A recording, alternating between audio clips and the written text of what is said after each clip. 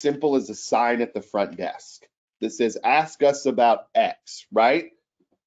You guys, can I tell you something? When I was in the chiropractic office, there was silly little things that we had in the office that would increase the profit that we made for every person that came through the door. So they came in for an adjustment. Cool. Well, maybe they left with a pillow. Maybe they left with a thing of BioFreeze. And you know what prompted those sales? You guys know what prompted those sales? You're about to find out. I've been doing this, what you're learning, ever since I was in the chiropractic office, and I'm about to tell you the story about how it started. So I want to teach you guys something that I call the chocolate cake technique. And it all started with a sign that looked kind of like this. Can everybody see the sign on your screen? It's a TV. It's got some dessert on it. So one day, this is back when I was in the chiropractic office every day doing the chiropractic thing.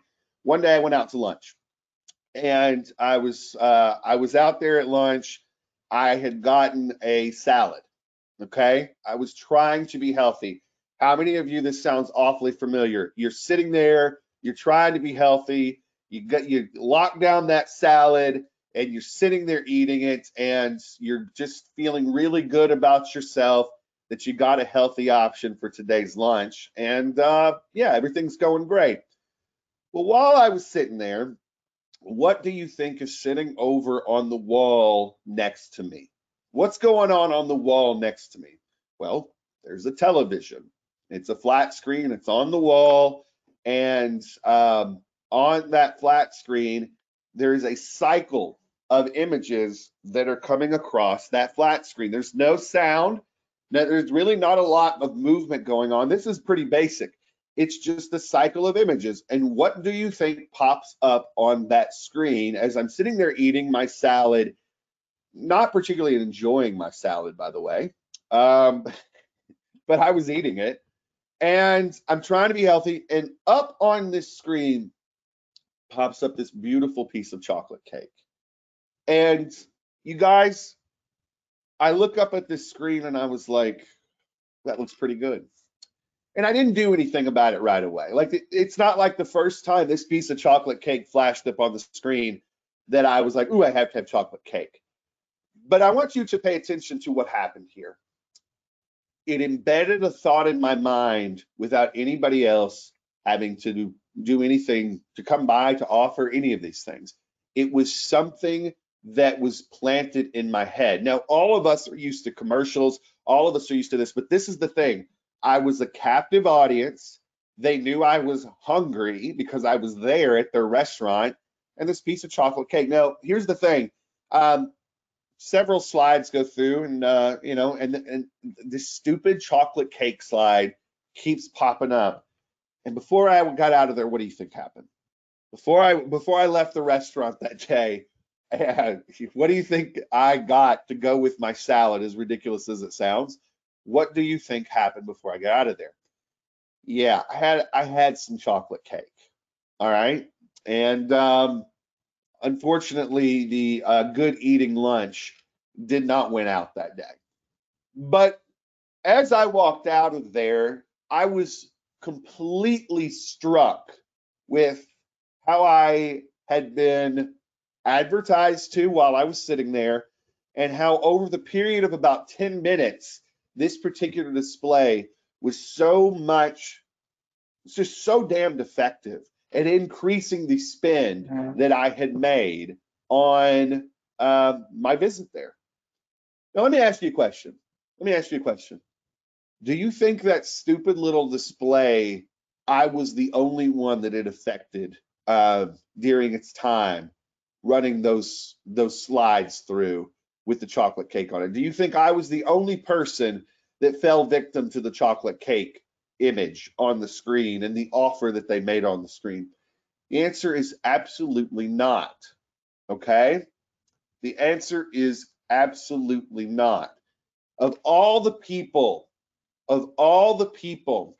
that ran through that place, I guarantee you this particular display sold a shitload of chocolate cake for that place. Does this make sense? Does this make sense? So far, so good. Does this make sense? What do you think I did immediately after I had that piece of chocolate cake and went back to my chiropractic office? Anybody have a guess? Anybody have a guess? What do you think? What do you think I did immediately after I headed back to my office? I got online.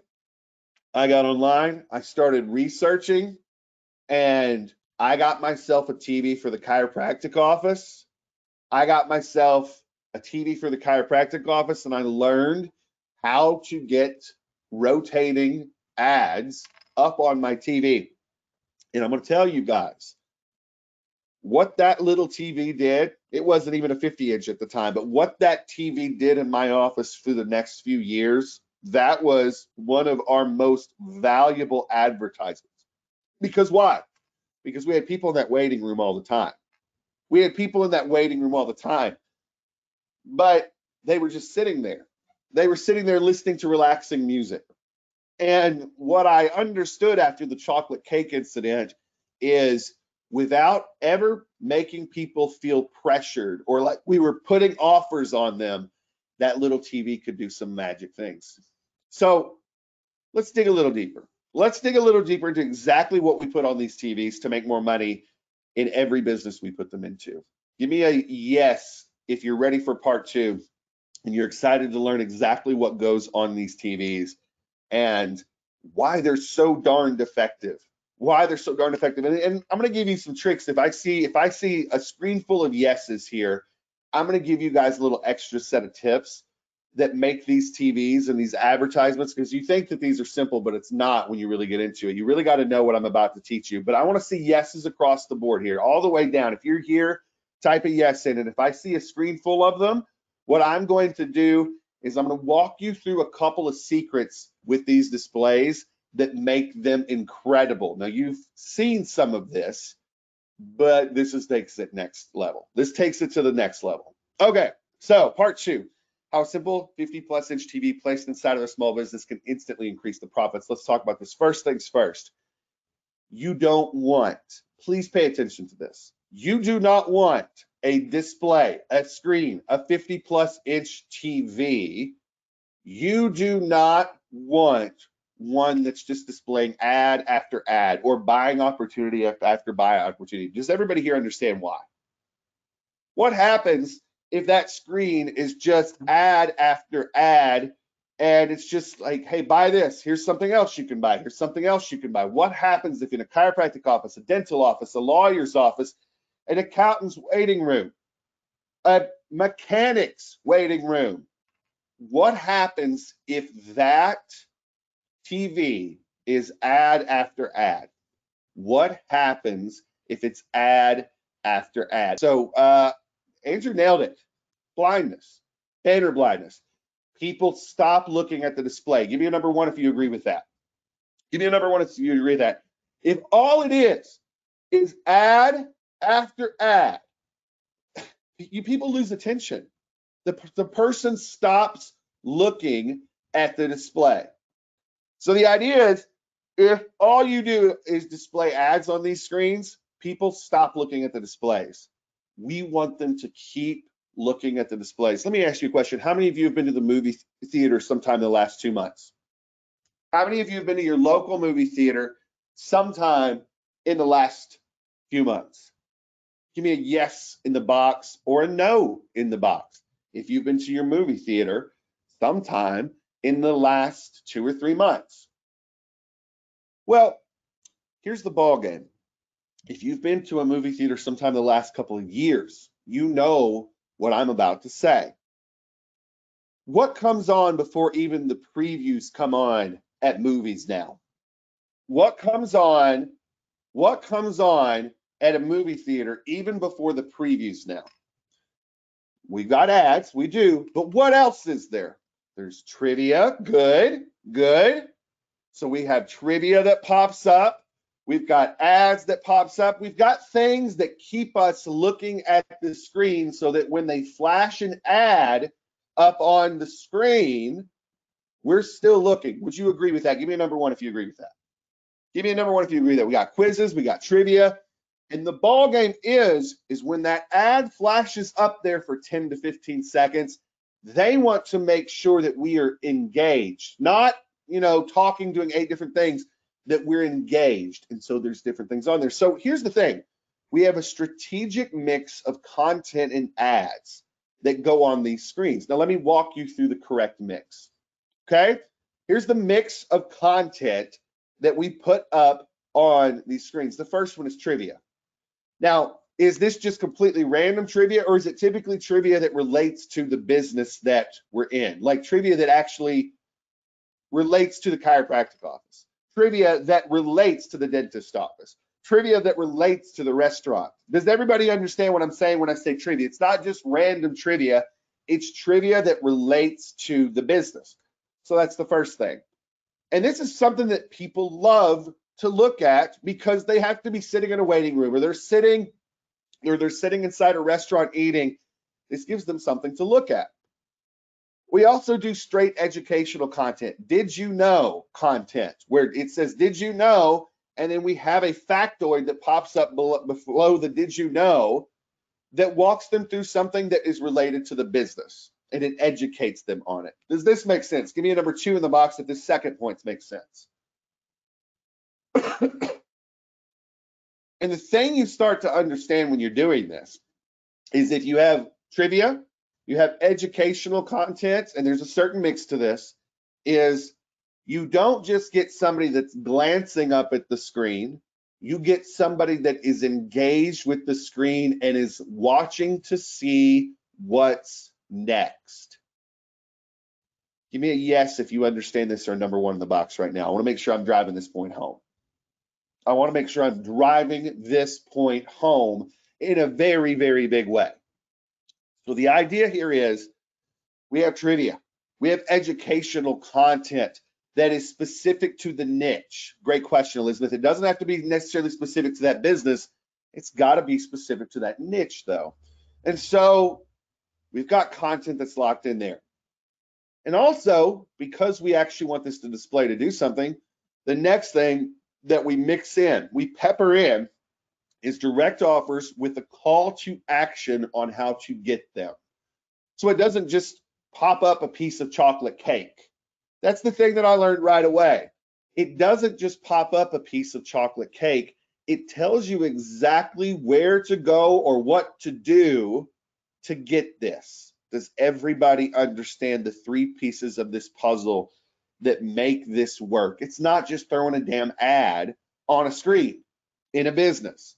It's making sure you have something that is engaging in the business. So far, so good. So far, so good. Everybody follow me so far, and you kind of got where I'm going with this. Okay. Well, this is the fun stuff I've learned over the last few years. Now, here's what I want to do a little experiment. Let's do an experiment on the ad side of what's on the TVs. I want you to pull out a notepad or a Google Doc, and let's do an experiment. I want you to do this. Ready? So tell me when you're ready. Give me a number 1 in the box when you've got your notepad pulled out, or you got a Google Doc pulled out where you can write some of this stuff down. Just give me a yes in the box when you're ready to go. Ready to go. Little activity here together because it's Friday, and I want to do a little fun activity together here. I promise this will be educational. I want you to imagine, and write this down on your notepad. I want you to imagine that you're sitting in your chiropractor's, your dentist, your medical specialist, your favorite restaurant right now. Just pick one of them. And I want you to write down all of the products or services that we could put on a screen that would entice folks to spend more money at their visits. So just pick one. Pick your chiropractor, pick your dentist, and I just want you to write this down. So I'm going to go with the chiropractor because this was my office to a T. And we had a TV that was sitting out in the waiting room. And we played music through that TV, but we also had things that were cycling on the TV. And here's the thing I want you to understand. In my office, we didn't sell supplements. That was something that I didn't like. I also didn't like feeling like I was a salesperson back when I was trying to be a doctor. I wanted to sell you on coming back for the appropriate amount of visits so I could get you better. I didn't want to sell you on supplements too. If I believed that you should have a supplement, I would send you down the street to the supplement store and then they could make money off that. But I did have people, hey, Ben, what's the best pillow? Hey, Ben, do you have any BioFreeze? We had people ask that. And when you start to get those products in your office, you make sure that you've got them out there. I had a TV that was constantly cycling what BioFreeze could help with and how to get BioFreeze in my office. I had a TV that was constantly teaching people about the benefits of a good pillow, what position you're supposed to sleep in, and all that said, hey, here's a pillow that goes with that. And so we had those products cycling all day, and we sold a ton from that silly little TV and those silly little ads cycling.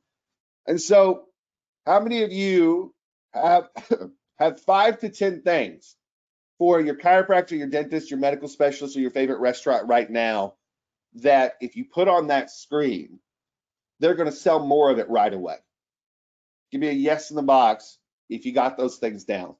Give me a yes in the box if you got those things. 5 to 10 things for each of the offices or the restaurants, whatever it is, that you got 5 to 10 things that you're like, if they just had ads of the audience that was sitting in the restaurant, the audience that was sitting in the waiting room, we would sell more of this without anybody on the team ever having to say anything. And if you do sit down and do this with the business, I guarantee you after a couple minutes, if you do this with the owner of the business especially, I guarantee you come up with 5 to 10 things every time that they want to sell more of, and they put it on the TV. Does this make sense so far? Does this make sense so far? Give me a yes if this makes sense. I just want to make sure we're all on the same page. Cool? Okay. Now let's talk about how to make money with these. You guys want to talk about how to make money with these things when we do it? Give me number 3 in the box.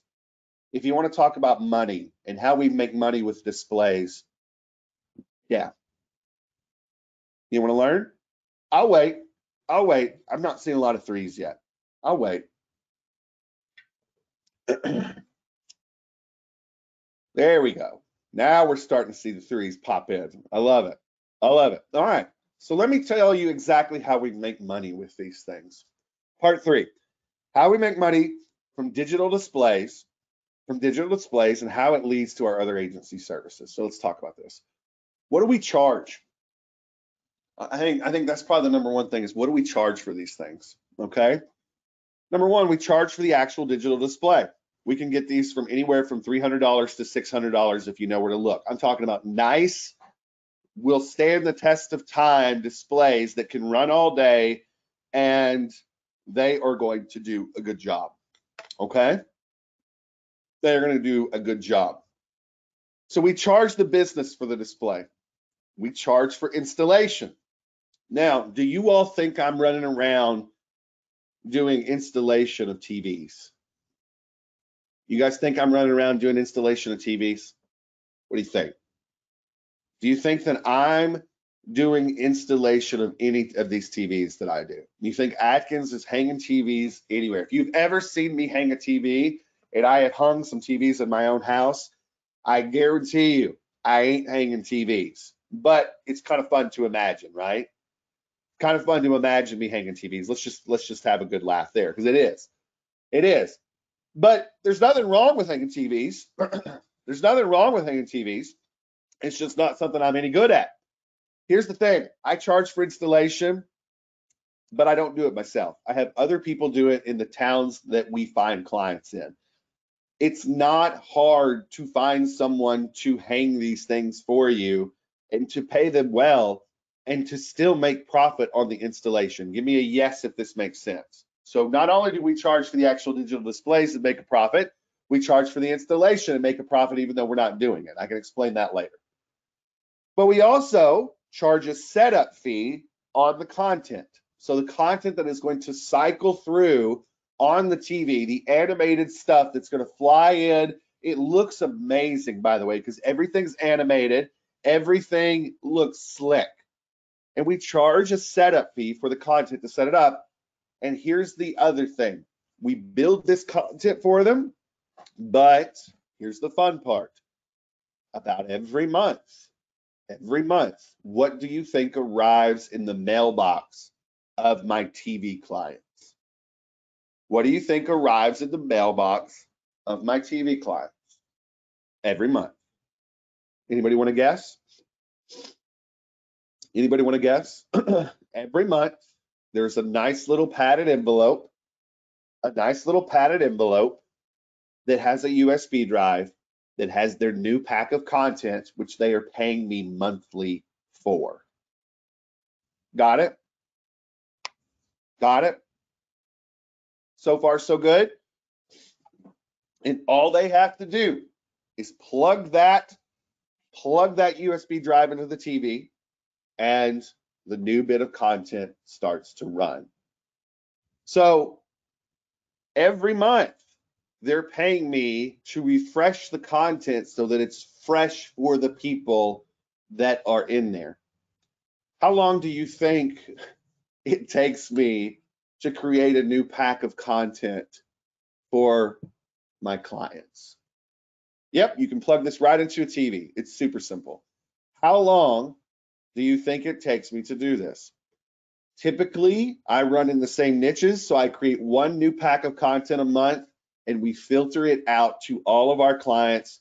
We put it down to USB drives, we send it out, boom, we're done. This takes 2 or 3 hours a month and $5,000 to $10,000 through the door because we're getting a monthly fee from these folks. Now, one more thing. Does this make sense so far? Give me a yes if this makes sense so far. Give me a big yes in the box if so far so good.